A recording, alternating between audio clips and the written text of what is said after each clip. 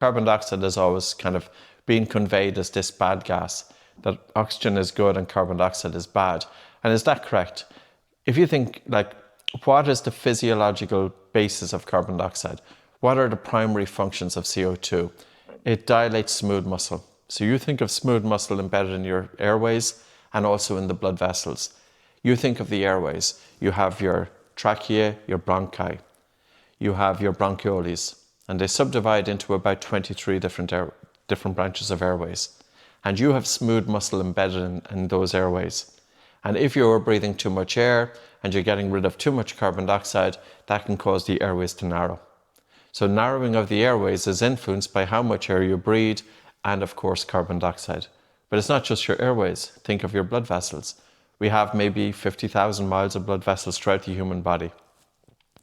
And if we breathe too much air and we get rid of too much carbon dioxide, our blood vessels constrict. So, for example, you might feel that you have cold hands, cold feet, but think about brain function, because the brain needs a lot of blood flow. I think it's about 15 to 20% of your cardiac output, and it needs a lot of oxygen. It's about 20% of your oxygen.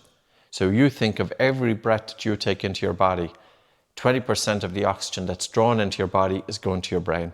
So your brain is consuming more energy, more oxygen than any other organ in the human body. Carbon dioxide is the primary regulator of blood pH. It's not the food that you eat. And blood pH should be 7.365, 7.4. So it's through carbon dioxide and through the role of breathing that homeostasis is maintained, that blood pH is kept at 7.36 or 7.4. What other functions is there of carbon dioxide? Think of the Bohr effect.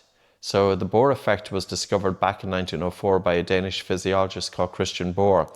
And his discovery was that when hemoglobin carries oxygen in the blood, and hemoglobin is the main carrier of oxygen in the blood, and oxygen needs a carrier because oxygen doesn't dissolve so well in the plasma.